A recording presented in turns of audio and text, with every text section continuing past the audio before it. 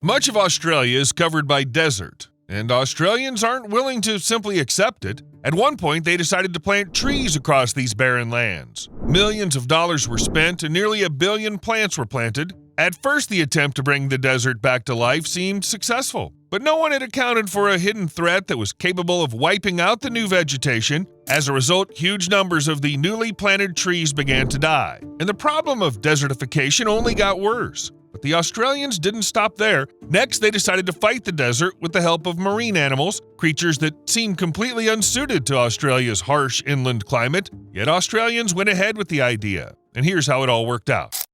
To understand the scale of the disaster, we need to go back millions of years. Back then, much of the Australian continent lay beneath the water, covered by shallow inland seas. As geological processes reshaped the landscape and the water receded, enormous deposits of marine salt were left behind on land. Over the thousands of years that followed, powerful ocean winds continuously carried microscopic particles of salty dust across the continent. At the same time, around half of Australia's rivers drained toward the interior, carrying salt inland rather than out to the ocean. Add Australia's dry climate, which causes water to evaporate rapidly. As a result, billions of tons of salt gradually settled into the soil and accumulated deep underground. Above these salt-rich layers, a thick layer of dry soil formed, supporting the development of Australia's unique native vegetation. And for thousands of years, this enormous mass of salt remained safely locked away deep underground, waiting for something to set it in motion. Eventually, that trigger came. By the late 19th century, European settlers had begun clearing vast areas of land for agriculture. As part of government-backed settlement programs, more than 44 million acres of native woodland were cleared. Much of the destruction affected Mallee eucalypts, unusual trees with multiple stems that grow from large, woody underground structures. Their root systems could extend 65 to 100 feet below the surface, reaching deep into the soil and tapping underground water. Essentially, the trees acted like powerful biological pumps. They continuously absorbed rainwater as it filtered into the ground and released it back into the atmosphere through their leaves, helping keep the groundwater table safely below the salt-rich layers underground. But when the native vegetation was replaced with wheat fields, this natural water balance broke down.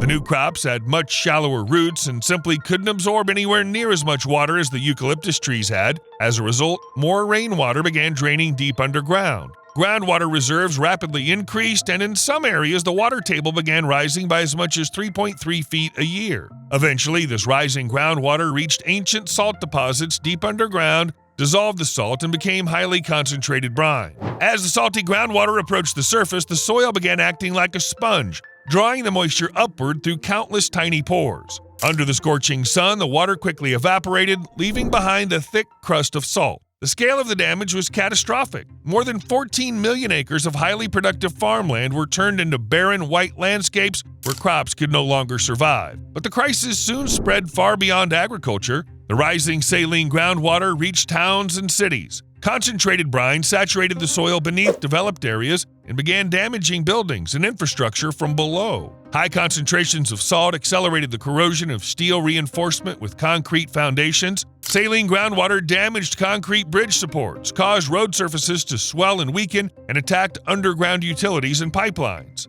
Salinity had become a serious economic threat, and Australia now needed a way to bring the problem under control. In 1989, the Australian government officially launched the 1 Billion Trees program, a nationwide initiative worth tens of millions of dollars. The government gave environmental experts a clear target: plant 1 billion trees on degraded land within exactly 10 years, create a continuous green barrier, and get these natural biopumps drawing salty groundwater back out of the soil. Heavy industrial machinery was brought onto the salt-damaged land. Powerful bulldozers worked around the clock, ripping through the hardened ground and breaking up compacted saline layers. The 1 billion tree target was reached ahead of schedule by the end of the 1990s. Across Australia's wheat belt, thousands of miles of new multi-row shelter belts reached across the landscape. In some areas, the newly planted forest really did slow the rise of saline groundwater and lower the water table by 3 to 6 feet. The tree roots also stabilized the topsoil, dramatically reducing destructive wind erosion and the washing away of salt-affected soil. The shelter belts also acted as barriers against hot, drying winds from the interior, creating a milder microclimate around them and protecting nearby farmland. Though things didn't go nearly as well as planned, after years of waterlogging the upper layers of soil, it accumulated enormous amounts of salt. In many places, concentrations had crossed the threshold beyond which almost no ordinary plant could survive. Normally, roots work like sponges, easily drawing water from the soil. But because the salt concentration had become so extreme, the soil was actually saltier than the fluids inside the plants, causing the ground to literally pull moisture out of the seedlings' roots. Young trees could be standing in wet soil and still die from severe dehydration. During the very first season, more than 80% of the eucalyptus and acacia seedlings died in the worst salt-affected areas. Australia needed a different way to bring these lands back to life, and eventually it found one. Along the edges of fields devastated by salinity, drilling crews began sinking hundreds of wells roughly 100 to 165 feet deep and installing powerful submersible pumps. The pumps began removing underground brine on a massive scale, artificially lowering groundwater levels and preventing salty water from rising toward the fertile topsoil. This slowed the spread of salinity and protected neighboring farmland from becoming completely barren. But that created another problem. What could they do with all the salty water being pumped out of the ground? Dumping it into local rivers wasn't an option. That could have destroyed some of the region's remaining freshwater supplies. Instead, heavy machinery began digging evaporation ponds deep in the Australian interior. Some were large reservoirs, others much smaller, and some were little more than shallow basins. To keep the saline water from seeping back into underground aquifers, the bottoms of the ponds were lined with dense synthetic membranes. Scientists then analyzed the groundwater being pumped into these basins. The results shocked everybody. Chemically, the brine was remarkably similar to water from the Pacific Ocean. That led researchers to propose an idea that initially sounded almost absurd: turn these artificial desert lakes into habitats for marine animals. They decided to introduce valuable saltwater species such as barramundi and silver jewfish into the sun-baked evaporation ponds. But there was one major problem. All of these animals had to somehow be transported into the middle of the desert. The delicate fish and other aquatic animals had to be carried by truck across the scorching outback, where temperatures in direct sunlight could rise above 113 degrees Fahrenheit. The journey could take around 20 hours without stopping. A specialized fleet of tanker trucks was prepared for the trip. Each vehicle was equipped with liquid oxygen tanks, ammonia filters, and refrigeration systems that kept the water at about 72 degrees Fahrenheit despite the extreme heat outside. Any long stop or failure of the cooling system could have killed an entire shipment through heat shock. But the logistics worked, and millions of animals were transported successfully. Yet after the fish were released into the ponds, mass die-offs still began. Scientists ran tests and quickly discovered the hidden cause. The underground saline water was critically deficient in one essential element: potassium. Without enough potassium, the fish could no longer properly regulate the balance of water and salts inside their bodies. In a desperate attempt to survive, their bodies began drawing potassium out of their own muscle tissue. The muscles rapidly deteriorated, and the fish died even though they were surrounded by water. Engineers came up with a simple solution. They added inexpensive potassium chloride to the ponds by the ton. The mineral balance of the water was artificially adjusted until it more closely resembled seawater. And from that point on, the system finally began to work. The shallow outdoor ponds, exposed to intense desert sunlight, stayed within an almost ideal temperature range of 77 to 82 degrees Fahrenheit for much of the year. For warm water barramundi, those conditions were nearly perfect. Their metabolism accelerated, allowing them to feed almost constantly without using much energy to maintain body temperature. As a result, the fish could reach market size in only 8 months instead of 14. Growth rates were reportedly 30 to 40% higher than on conventional marine farms. Today, Australia produces thousands of tons of premium fish every year in inland aquaculture facilities far from the ocean. Major producers have built highly sophisticated fish farms in dry inland regions. From there, fresh barramundi can be shipped to restaurants in Sydney and Melbourne within hours of harvest. More than half of the fish sold on Australia's domestic market is now farmed rather than caught in the wild, including fish raised at inland facilities. But fish alone weren't enough. Australians started wondering if these saline desert ponds could support barramundi. Why not raise giant tiger prawns in them as well? So they tried it. And almost immediately, another problem appeared. During molting, large numbers of prawns died or simply ate their vulnerable tank mates. Biochemists ran tests and quickly identified the cause. The underground water was severely deficient in magnesium, which meant the prawns' soft new shells couldn't harden properly. So the Australians returned to a method that had already worked: add whatever was missing. They began adding measured doses of cheap magnesium salts to the ponds. The problem vanished almost overnight. The prawns began growing twice as fast as their ocean-dwelling counterparts. developing rapidly without showing signs of disease. Next, tiny brine shrimp known as Artemia were introduced into the artificial ecosystem.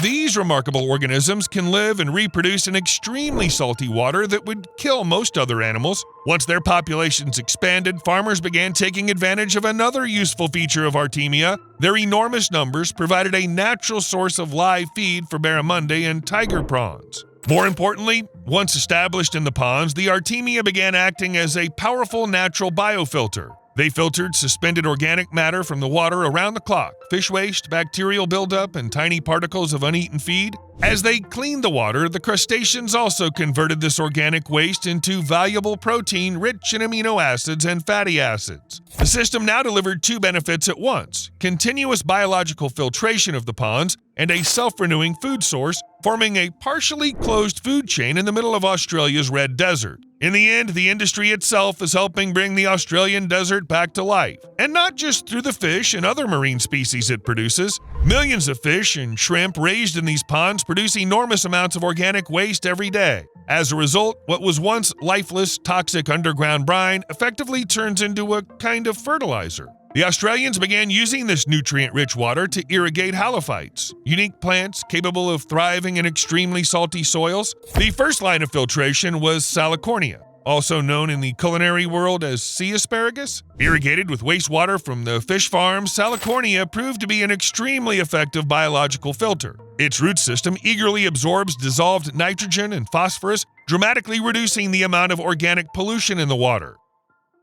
Once most of the organic matter had been removed, the water was still salty, so it was sent farther down the line to irrigate plantations of old man saltbush. This hardy shrub sends powerful roots 16 to 26 feet into the ground, prevents soil erosion, and easily tolerates extremely high salt concentrations. In the end, this plant became a genuine lifeline for the local agricultural economy. It produces lush, protein-rich forage even during droughts when temperatures reach 122 degrees Fahrenheit. Thanks to these plantations, farmers were able to bring flocks numbering in the thousands back onto former salt flats for the first time in half a century. And that's when the project began producing an unexpected economic payoff. Sheep that regularly grazed on saltbush began producing a distinctive product known as saltbush lamb. The meat is known for being juicy, relatively lean, and subtly salty and aromatic, qualities that have made it highly sought after by top chefs. Farmers who'd lost their livelihoods to salinity were able to switch to a completely new form of agriculture. In the end, this entire chain produced a profound environmental effect. Constant pumping of underground brine lowered the groundwater table by several feet, bringing it safely below the critical level. Seasonal rains then gradually leached the remaining salt from the upper layers of the soil. On neighboring fields, ordinary meadow grasses, clover, and wild shrubs began growing again for the first time in 50 years. Insects, birds, and small mammals returned to the dry landscape, while once dead land was transformed into a self-sustaining oasis. Australians have proved that even an ecological nightmare can be turned into an opportunity, and they've taken the idea even further. Australia did not limit itself to breeding creatures in salt water. The country also brings the desert to life with the help of freshwater creatures. One example is the large-scale commercial farming of the Australian freshwater crayfish, known as the common yabby. And one thing should be made clear right away: this remarkable species is a true survivor of the harsh Australian outback. In the wild, during severe droughts, yabbies burrow deep into damp mud and enter a state of dormancy in which they can wait years for the rains to return. They can tolerate murky, stagnant water, sudden temperature swings, and even moderately saline groundwater. Farmers quickly realized that this crayfish was perfectly suited to intensive farming in artificial ponds and water storage dams across the continent's arid regions. But the Australians soon ran into a serious problem. Yabbies turned out to be extremely aggressive and relentless cannibals. When too many were kept together, large adults would quickly devour smaller, defenseless crayfish when the younger animals were vulnerable during molting. So engineers came up with a highly effective solution. Large numbers of honeycomb-like shelters were placed on the bottoms of the artificial ponds. Creating this kind of underwater apartment complex gave virtually every crayfish its own secure hiding place. As a result, cannibalism within the population dropped dramatically, while the survival rate of young crayfish increased several times over. The yabbies' diet turned out to be remarkably simple and cost-effective. Yabbies feed on bottom sediment, decaying vegetation, and microorganisms, effectively converting organic matter into a valuable, protein-rich commercial product. And in warm, sun-heated water, yabbies grow exceptionally fast. They can reach market size in as little as 6 months. Naturally, Australia has turned what was once a simple country food into a delicacy. The crayfish's firm, snow-white, juicy meat has a delicate flavor and is prized by chefs, in some cases even more highly than many varieties of marine shrimp. Today, farms in South Australia and New South Wales raise hundreds of tons of yabbies every year. The product is supplied to high-end restaurants in Melbourne and Sydney and is also actively exported to Asian markets. But keeping all these animals alive in the middle of the desert takes a tremendous amount of energy. And deep in the Australian outback, hundreds of miles from the main power grid, the ongoing cost of diesel fuel threatened to eat up the project's entire profit margin. So the engineers turned to the most abundant resource in the Australian desert, the blazing sun. Right next to the reservoirs, they built self-contained ground-mounted solar power stations. The arrays were connected directly to the pumps and air compressors that supply oxygen to the aquaculture tanks. This made the entire operation completely independent of the power grid and extremely cheap to run on a day-to-day basis. But the Australians also decided to use solar panels to tackle another major problem. Under the desert sun, with air temperatures soaring above 113 degrees Fahrenheit, the artificial ponds were losing huge amounts of water every month. Water levels were dropping rapidly, while salt concentrations were climbing to dangerous levels, threatening the fish and shrimp. To protect the ponds, Australian engineers covered them with floating solar arrays. The panels were mounted on durable floating pontoons right on the surface of the saline water. The solution delivered a major double benefit. First, the floating solar panels acted like a giant protective canopy. They blocked direct sunlight from reaching much of the water surface, reducing evaporation of the valuable brine by 30% and saving hundreds of thousands of gallons of water. Second, the panels benefited from natural water cooling. Conventional solar modules on land can become extremely hot, which significantly reduces their power output. But here, the cooler body of water beneath the floating panels continuously carried away excess heat, keeping the solar cells cooler and allowing them to operate more efficiently.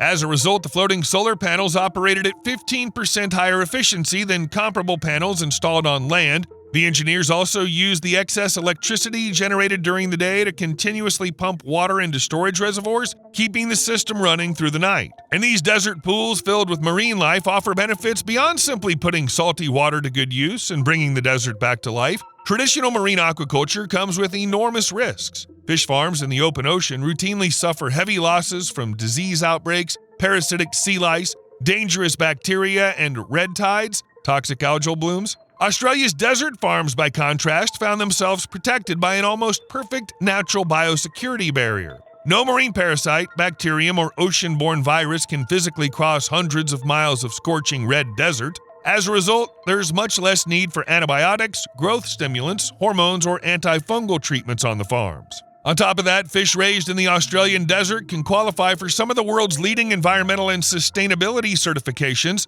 Their flesh is free from microplastics, mercury, cadmium, and other heavy metals that contaminate many coastal areas around the world. But the biggest environmental benefit of these desert fish farms may be the protection they offer the oceans. Across parts of Asia and Latin America, millions of acres of vulnerable mangrove forests have been bulldozed to make way for shrimp farms. Yet mangroves are among the coast's most important natural filters and carbon sinks, while also serving as vital nursery grounds for countless marine fish species. The Australian approach completely avoids this kind of barbaric practice. All production facilities are built far inland in arid regions on barren or already degraded land hundreds of miles from the ocean.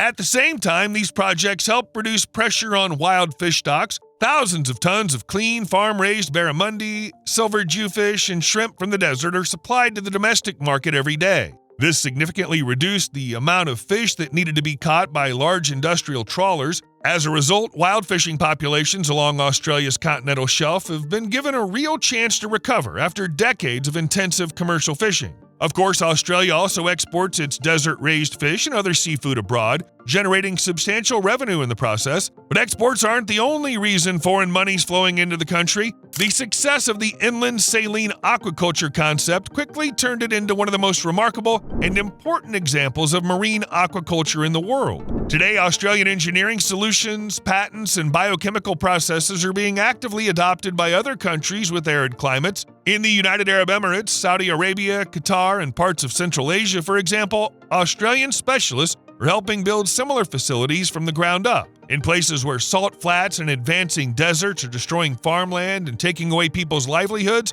Australian technology is transforming barren, dry wastelands into high-tech centers of food production and food security. So what can we take away from all of this? Australia's original attempt to save its plains simply by planting trees failed because people were essentially trying to fight the laws of physics and chemistry. But the Australians proved remarkably inventive. Instead of trying to force the salt back underground, they turned what had been a deadly threat into a valuable resource. The creation of thriving marine ecosystems in the middle of a scorched red desert demonstrated that bold engineering, biochemistry, and a willingness to abandon conventional thinking can bring seemingly dead land back to life. And yes, the Australians didn't just save their land from degradation, they built a highly profitable industry and pioneered a new model for producing food in places where marine life was once thought impossible.